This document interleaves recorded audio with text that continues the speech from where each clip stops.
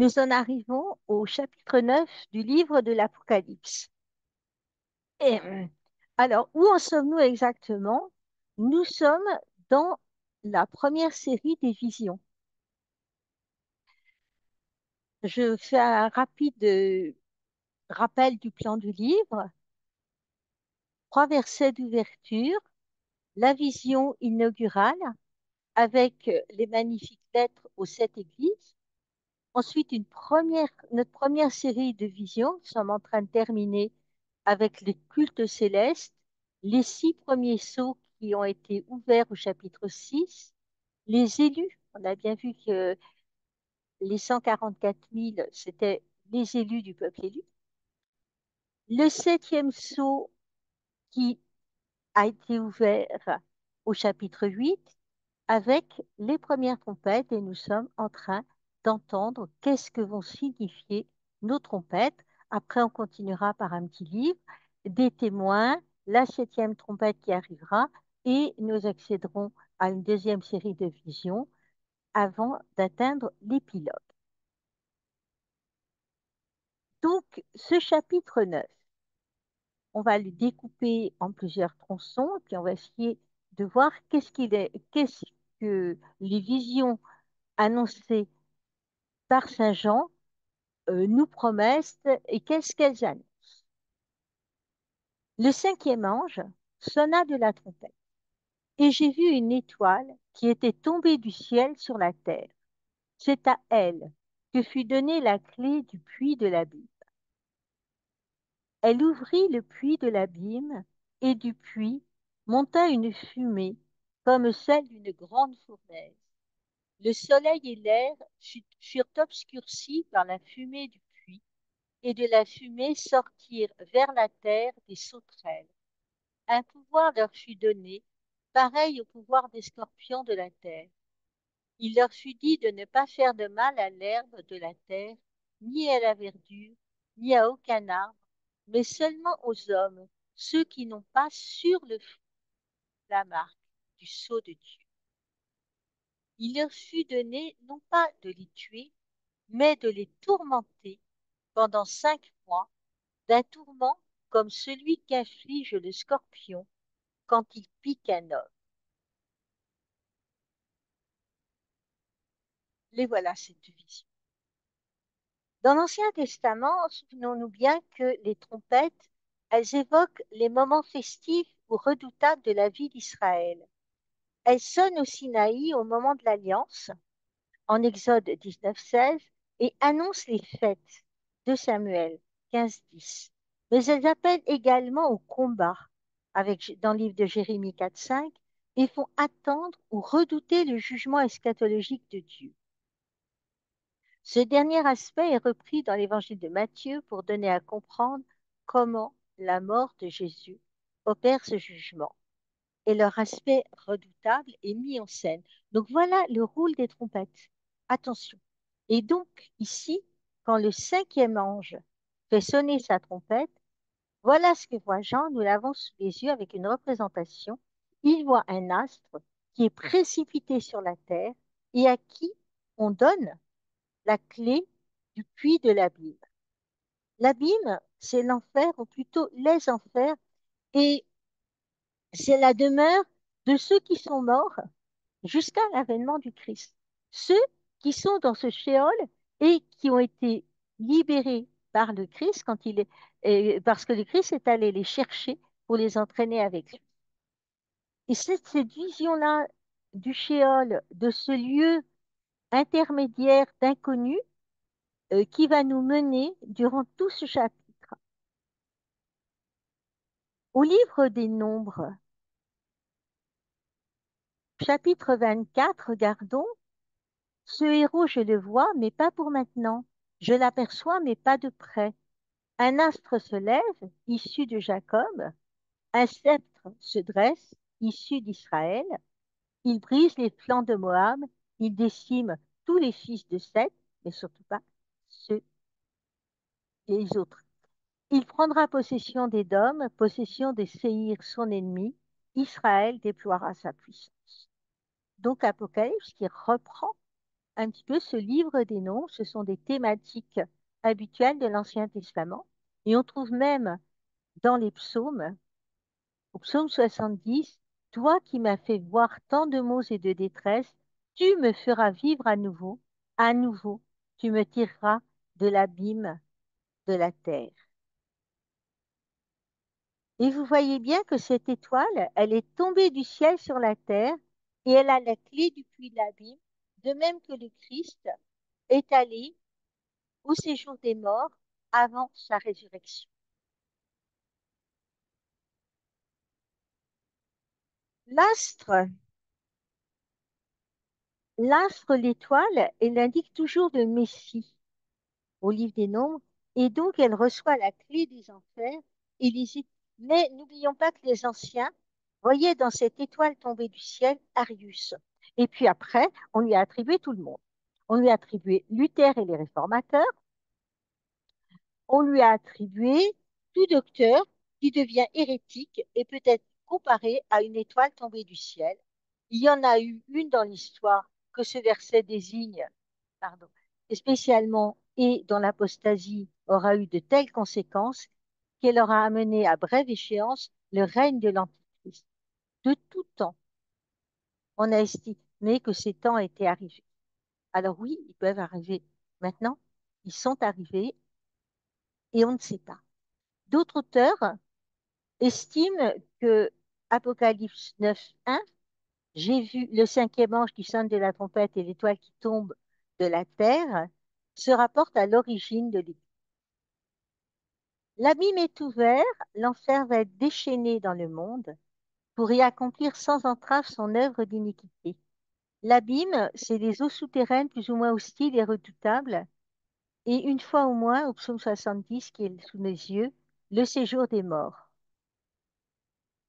On dit que c'est une prison temporaire où les esprits rebelles séjournent dans l'attente du jugement dernier qui les précipitera dans les temps de feu. Et ça, on le verra plus loin au chapitre 20. Tout ça est vu depuis le monde de Dieu et perçu dans la foi. Et c'est bien ce qu'on dit dans notre credo, qui est descendu aux enfers, le troisième jour est ressuscité des morts. La quatrième trompette, elle évoquait la mort du Christ avec l'obscurcissement du ciel. Et ici, cette vision nous montre le Christ qui descend aux enfers et les rend vides. Aux enfers, au tohu, à l'inconnu, à ce lieu où d'attente du peuple avant la résurrection. Alors oui, la montagne fut, quand se produit ce face-à-face avec les puissances infernales, elle se déchaîne plus que jamais, car elle se trouve en présence de Dieu. Au moment même de la manifestation de Dieu au Sinaï, la fumée montait. Livre de l'Exode, chapitre 19, verset 18, sous nos yeux. La montagne du Sinaï était toute fumante, car le Seigneur y était descendu dans le feu. La fumée montait comme la fumée d'une fournaise, et toute la montagne tremblait violemment. De même, lors du jugement de Dieu sur Sodome et Gomorrhe, on voit monter de la terre une fumée semblable à celle d'une fournaise. Genèse 19, 27-28 que nous avons sous les yeux. Abraham se leva de bon matin pour se rendre à l'endroit où il s'était tenu en présence du Seigneur, et il regarda du côté de Sodome, de Gomorrhe et de toute la région. Il vit monter de la terre une fumée semblable à celle d'une fournaise. Apocalypse 9:2 donc nous parle de cette fumée. On est ici en la présence divine, au lieu de la perdition, fait monter une fumée comme celle d'une grande fournaise, donc obscurcissement du ciel et de l'atmosphère, comme au chapitre 2 du livre de Joël, verset 10. Devant lui, la terre tremble, le ciel est ébranlé, le soleil et la lune se sont obscurcis, et les étoiles ont retiré leur clarté. Vous voyez bien que ce verset 2 du chapitre 9 de l'Apocalypse explique ces textes de l'Ancien Testament. Il les met en lumière à la lumière du Christ et par ce langage apocalyptique, il va nous permettre de mieux comprendre ces textes.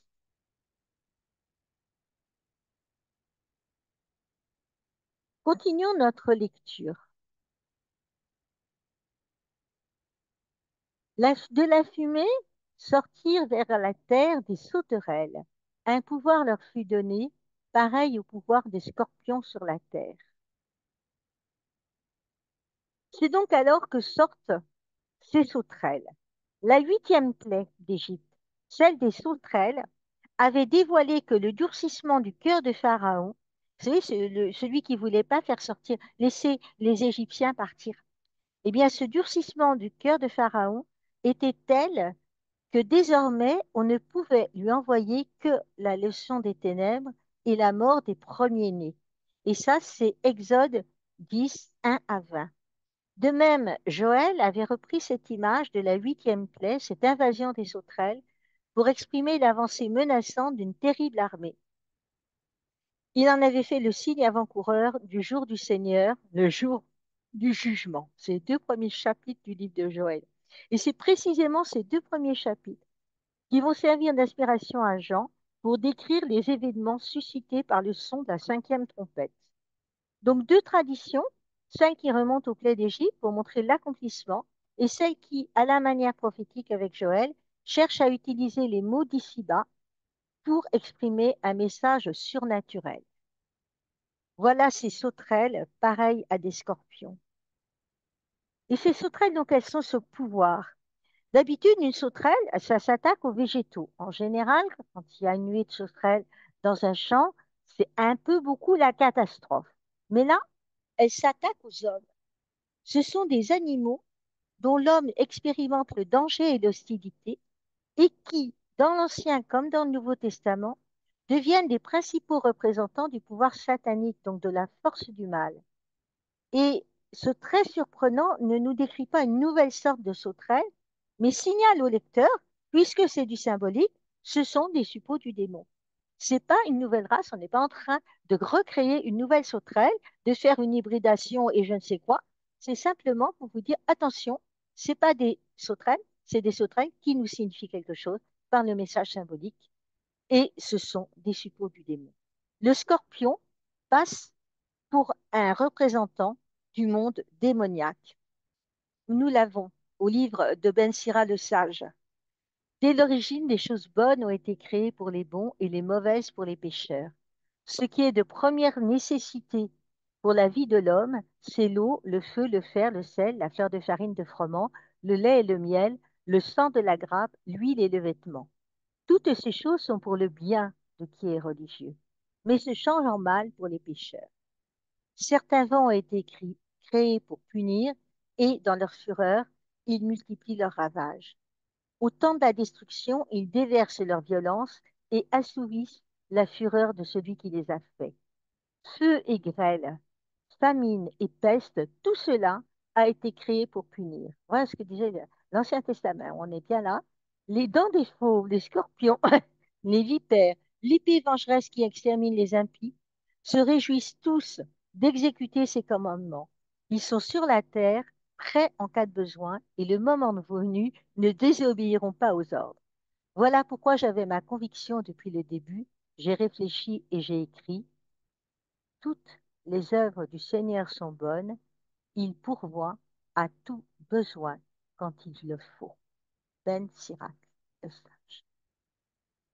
Il n'y a pas lieu de dire ceci est pire que cela, car toute chose sera appréciée en son temps. Et maintenant, chantez de tout votre cœur à pleine voix, bénissez le nom du Seigneur. En fait, je voulais mettre que les versets 30 et 31 pour dire ils exécutent les commandements, voilà le rôle des sauterelles, et puis j'ai craqué, bien sûr. Et dans l'évangile de Luc, pareil, chapitre 10, voici ce que je vous ai donné le pouvoir d'écraser serpents et scorpions et toute la puissance de l'ennemi.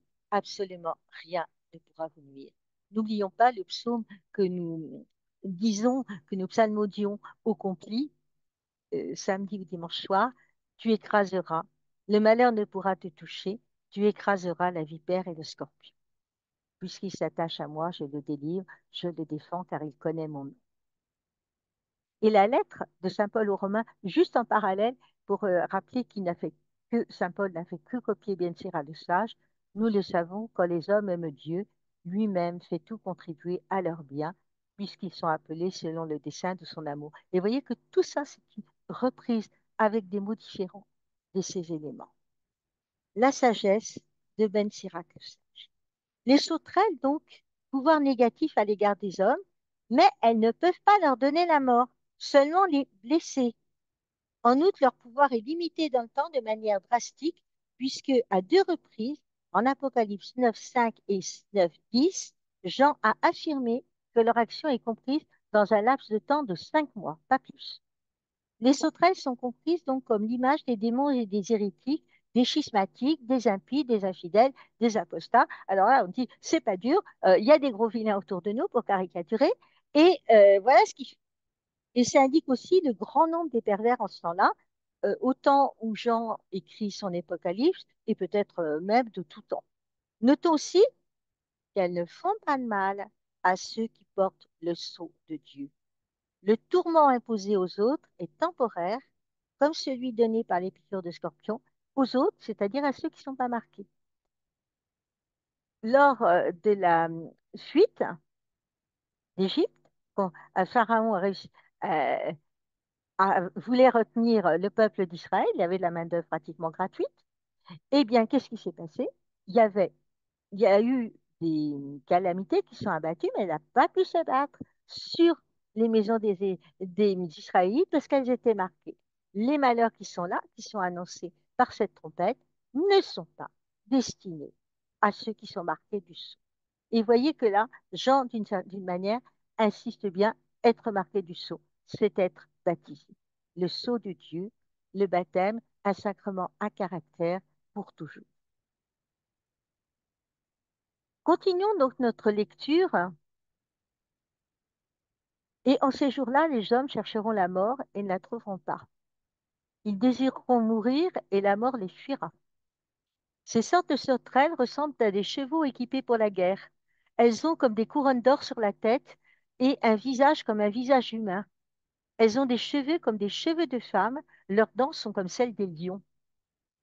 Elles ont des poitrails comme des cuirasses de fer et le bruit de leurs ailes est comme celui de chars à plusieurs chevaux courant en combat. Vous entendez le bruit derrière. Elles ont des queues comme des scorpions et des dards venimeux, et dans leur queue se trouve donc le pouvoir de faire mal aux hommes pendant 5 mois. Elles ont comme roi l'ange de l'abîme, qui se nomme en hébreu Abaddon et en grec Apollyon, c'est-à-dire destructeur. Les hommes désirent mourir. On dit que les bons le veulent parce qu'ils sont fatigués de leur misère et les méchants à cause de leur mauvaise conscience. Mais le thème du désir de la mort, eh bien, c'est aussi un lieu biblique, c'est un thème biblique.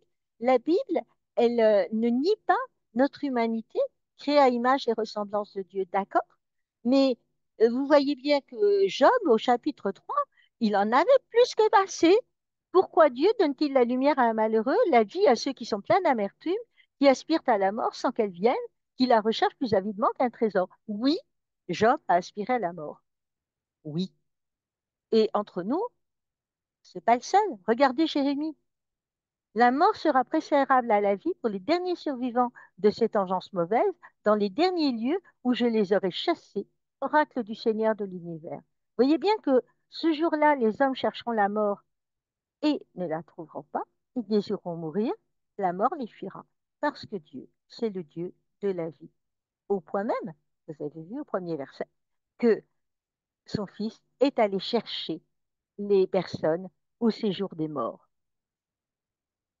Donc, soyez pas surpris, n'ayez pas honte. Euh, Il y a simplement que les hommes désirent la mort, mais Dieu, il n'est pas d'accord, ils ne trouveront pas là. Le baptême, il est donné pour la vie d'aujourd'hui et pour toujours. Et c'est bien ça qui est marqué, et les fléaux des calamités, Les sauterelles obéissantes, eh bien, elles sont, elles vont pas attaquer ceux qui sont marqués du sang. Donc, elles ressemblent à des chevaux équipés pour la guerre. Les couronnes d'or sur la tête, le visage humain, les cheveux comme des cheveux de femme, on l'a vu tout à l'heure, leurs dents de lion, les poitrails comme des cuirasses de fer, le bruit de leurs ailes comme celui des chars à plusieurs chevaux courant en combat, on a fait la galère tout à l'heure. Elles ont des queues comme des scorpions, des dards venimeux, et donc, dans leur queue, le pouvoir de faire du mal aux hommes. Donc, cette, Jean va radicaliser l'aspect impur, la nature complètement hybride de ces sauterelles, de ces animaux dont les traits caractéristiques appartiennent aux différentes sphères du ciel, de la terre, de la mer. Il nous dit qu'elles ont l'aspect de chevaux et d'hommes, qu'elles ont des cheveux de femme, des dents de lion, un ventre comme une cuirasse de fer et des ailes, une queue de scorpion, des dards. Elles sont l'hybride par excellence, la personnification de l'impureté. Leur action symbolise le déchaînement des ténèbres. Il leur est permis de frapper, mais pas à tout le monde. On est bien d'accord. Pas ceux qui sont marqués sur le sceau. Et les autres, comme le sixième sceau, ils implorent, montagne, tombez sur nous. Ces animaux, eh bien, il y a un truc qui est quand même un peu bizarre, c'est qu'ils ont un roi, donc l'ange de l'abîme, et elles ont un roi qui est cet ange de l'abîme dont le nom traduit l'action qui est de détruire, de faire mourir, d'exterminer. Puisqu'ils veulent la mort, ils doivent être super contents. Ben, pas du tout, elle échappe à ceux qui la demandent. Et c'est parfait, nous sommes faits pour la vie. Donc au moment de la crucifixion de Jésus, Pilate, souvenons-nous, il avait fait poser sur la croix un titre, Jésus de Nazareth, roi des Juifs, et même qu'on se bagarrait pas mal pour savoir comment est-ce que les Juifs allaient? Se débrouiller pour que Pilate fasse tuer Jésus? Si vous étudiez le chapitre 19 de Saint Jean, n'hésitez pas à le faire et vous regardez-le par le menu, c'est fabuleux de voir la manière dont les grands prêtres ont essayé de s'y prendre pour exterminer. Le quatrième évangéliste a pris soin de préciser que le titre roi des Juifs était écrit en hébreu, en latin et en grec.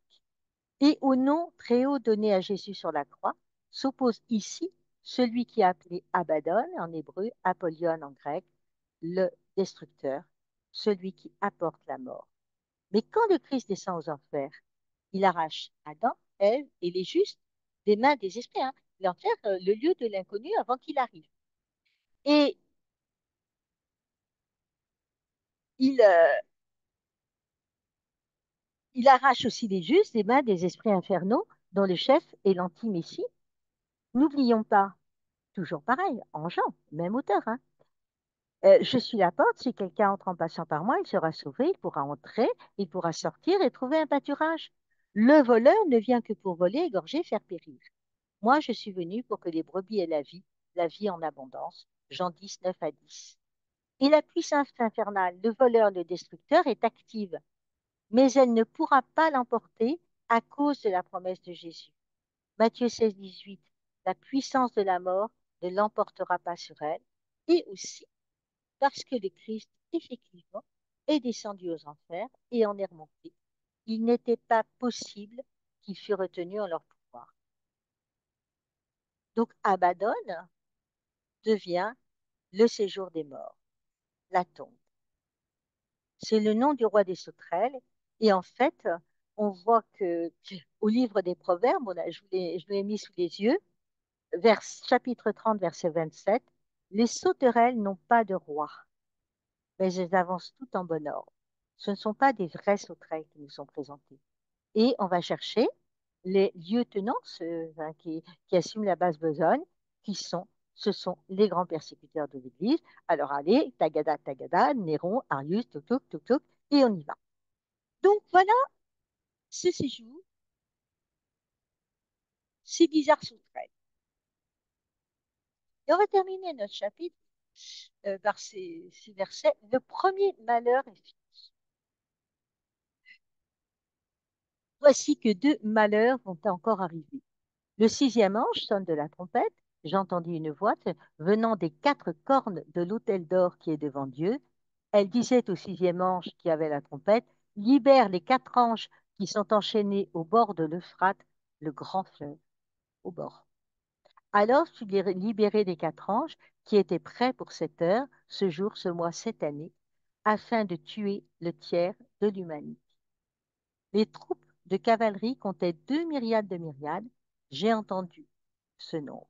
Ainsi, dans ma vision, j'ai vu les chevaux et ceux qui les montaient. Ils ont des cuirasses couleur de feu, d'hyacinthe et de soufre. La tête des chevaux sont comme des têtes des lions. De leur bouche sortent du feu, de la fumée et du soufre. Le tiers de l'humanité fut tué par ces trois fléaux, le feu, la fumée et le soufre qui sortaient de leur bouche. Car le pouvoir des chevaux se trouve dans leur bouche et aussi dans leur queue. En effet, celles-ci sont semblables à des serpents et elles ont des têtes qui font du mal.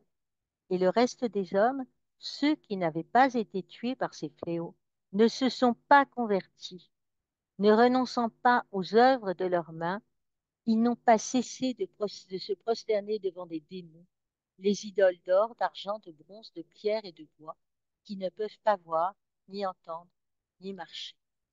Ils ne se sont pas convertis, ne renonçant ni à leur meurtre, ni à leur sortilège, ni à leur débauche, ni à leur vol. Et donc, avec la descente aux enfers du Christ, le premier malheur est passé.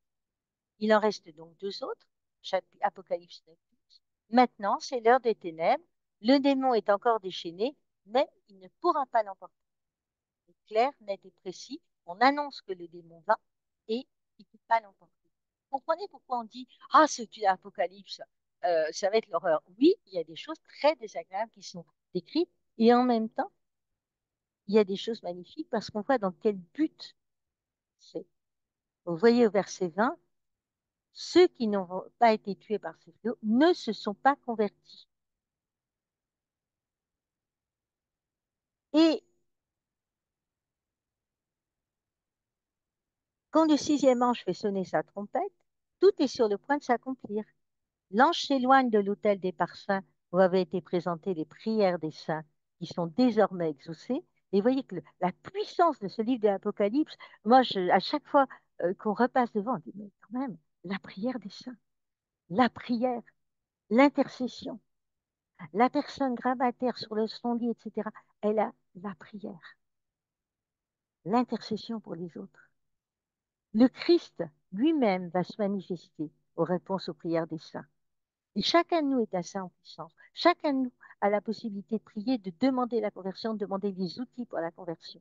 Et vous voyez bien que dans un texte qui est présenté comme ça, notre texte à nous, on se rend compte, hein, il y a un tas de fléaux qui sont là, mais ils sont tellement parallèles avec les plaies d'Égypte que c'était pour libérer le peuple, pour la conversion.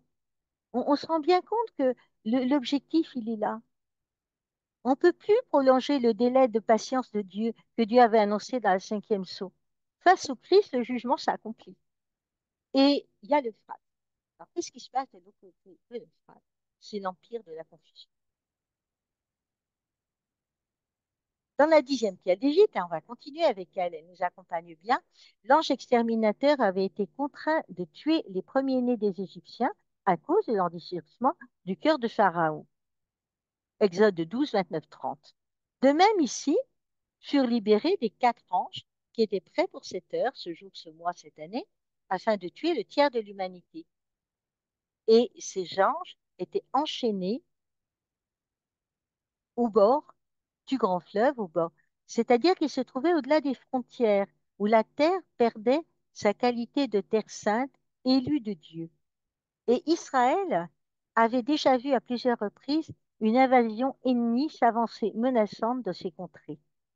Isaïe 8, 7, et certains pères y voyaient le lieu de la provenance de l'Antéchrist et de la personnification du pouvoir du monde.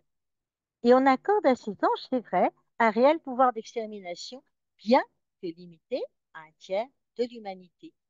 Il y a un crescendo dans le châtiment qui s'abat sur la terre, et avec la cinquième trompette, il y avait eu l'épreuve des sauterelles qui durait un temps limité et ne pouvait que blesser l'humanité.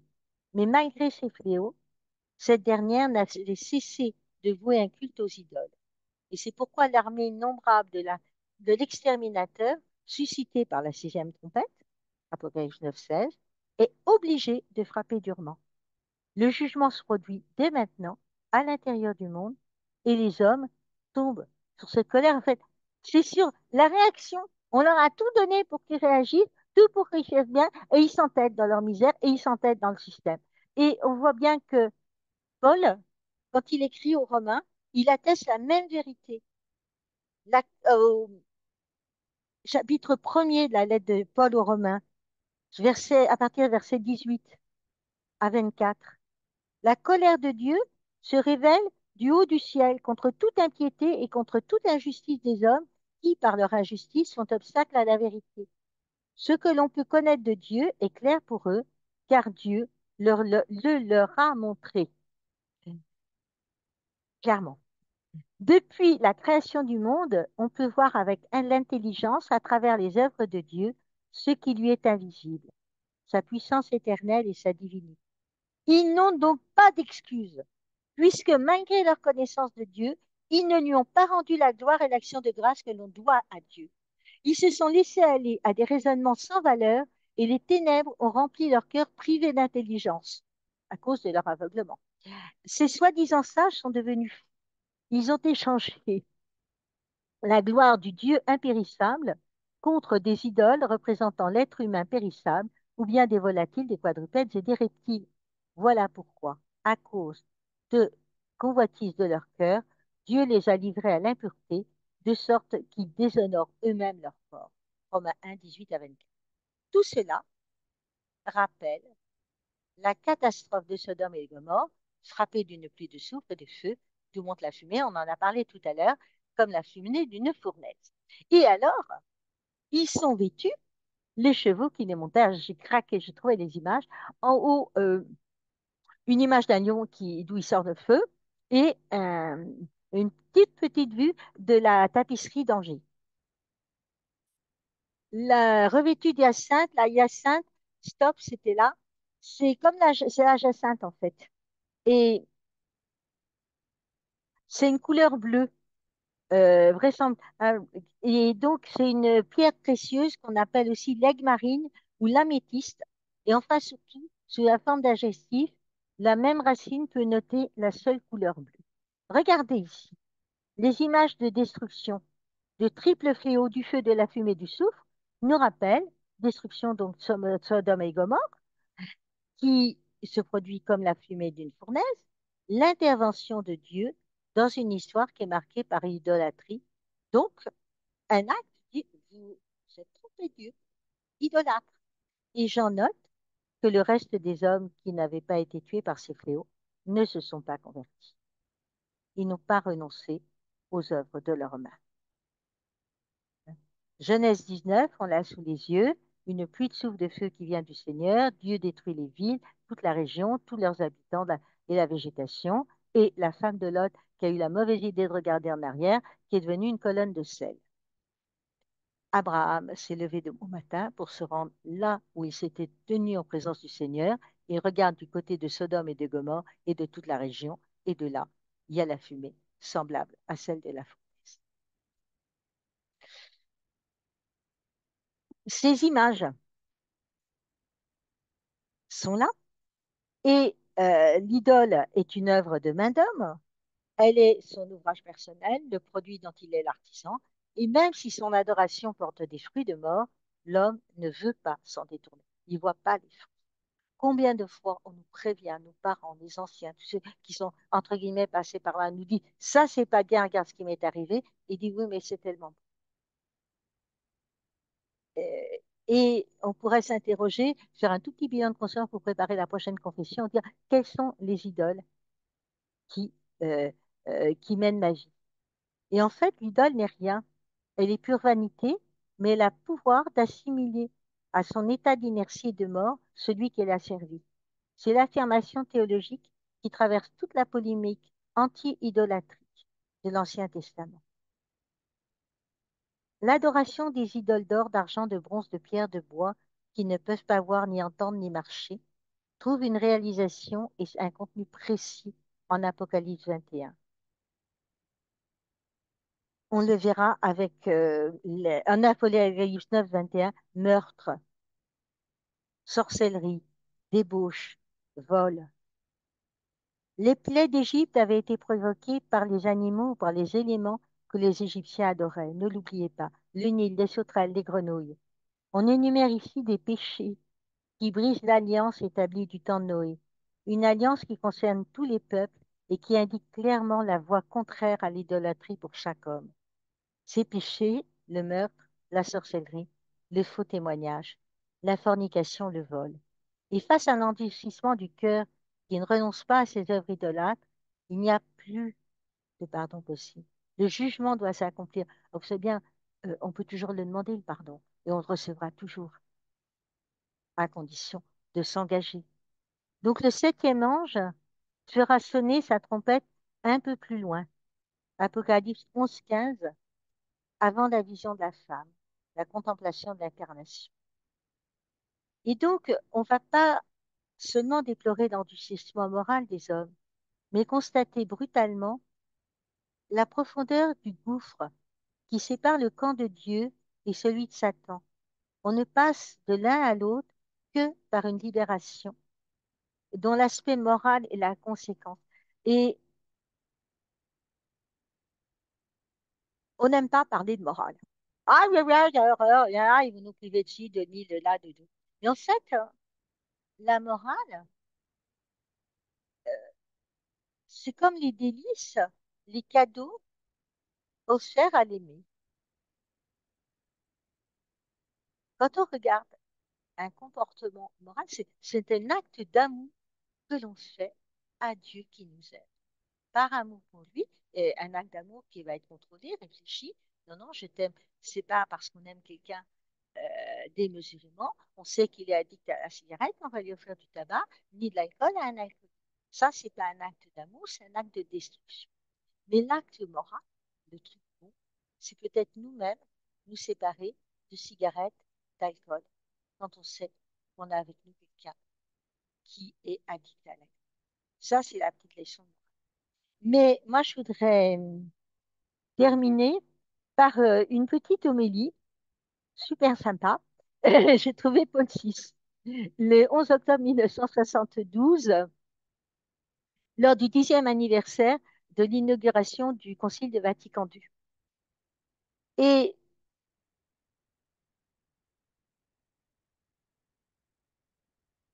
nous avançons donc en demandant de quoi l'Église a le plus besoin et nous répondons de la foi, c'est-à-dire de l'adhésion à la parole de Dieu, à la révélation divine qui a dans le Christ son point focal et dans l'Église sa garde, son témoignage, son interprétation. Le discours ne serait pas complet si nous négligions d'ajouter qu'il découle de la foi un engagement moral fondamental, un devoir général et primaire qui est la fidélité. Ce n'est pas pour rien qu'un croyant est appelé fidèle. Un sens double est inclus dans cette expression.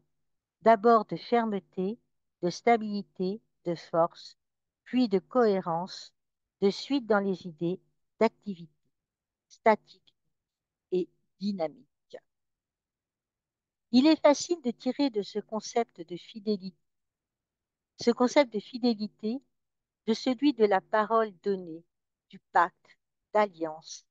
L'alliance que Dieu a daigné établir avec l'homme, outre le rapport ontologique résultant du fait que l'homme est créature de Dieu, nous reporte à l'Ancien Testament, au pacte, au rapport religieux offert par Dieu se révélant à l'homme et provoquant de lui une réponse. Nous sommes à la foi d'Abraham sur laquelle s'instaure la religion surnaturelle qui se perfectionne dans le Christ, qui institue la nouvelle alliance, le Nouveau Testament, fondé aussi bien que l'Ancien sur la foi et achevé par l'infusion du Saint-Esprit. Dans l'un et dans l'autre régime religieux, l'Ancien et le Nouveau, entre le concept d'engagement bilatéral d'où découle de la part de Dieu une fidélité qui ne se dément jamais, tandis que de la part de l'homme, c'est une fidélité qui devrait être également inébranlable, mais qui malheureusement prouve souvent la faiblesse morale de sa nature, blessée par le péché originel.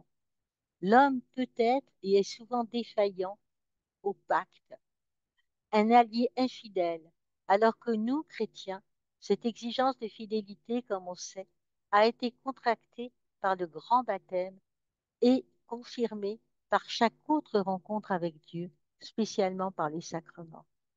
Grand événement pour chacun de nous, que le baptême qui élève notre petit être de créature souillée à la nouvelle condition de fils de Dieu, associé à sa nature même, autorisé à l'appeler notre Père. Ainsi, finalement, Dieu s'est révélé l'amour, et l'amour exige la fidélité, si bien que l'Église, c'est-à-dire l'humanité, absorbée dans l'économie évangélique de l'amour instaurée par le Christ, est qualifiée dans la Sainte Écriture d'épouse du Christ, justement la fidélité virginale et féconde qui l'unit à lui. Et de même que le Christ témoin, l'évangéliste de Jean, rappelle avec une insistance émouvante, persévérer dans mon œuvre. Alors, ce que je voudrais qu'on retienne, qu'on essaye de voir dans ce chapitre 9 du livre de l'Apocalypse, c'est oui, les trompettes ont annoncé des trucs durs. Oui, c'est ça. Oui, il y a des espèces d'horribles sauterelles qui ressemblent à des scorpions. Oui, il y a des cavaliers très bizarres avec leurs revêtus d'hyacinthe et des lions qui crachent. Oui, oui, oui. Mais il y a aussi des gens qui s'endurcissent et il y a aussi des gens qui sont pas touchés. Et les plaies durent, vous avez vu, par 2 fois, 5 mois. J'en ai 5, j'en ai 10. Donc, repartons avec cette espérance et cette confiance totale que Dieu est vainqueur du mal et que, par son amour, tout découle et tout est beauté dès lors que notre réponse à son amour, au moins en intention et en acte, est une réponse de oui. Nous nous retrouvons donc la prochaine fois pour le chapitre 10 du livre de l'Apocalypse. Merci de votre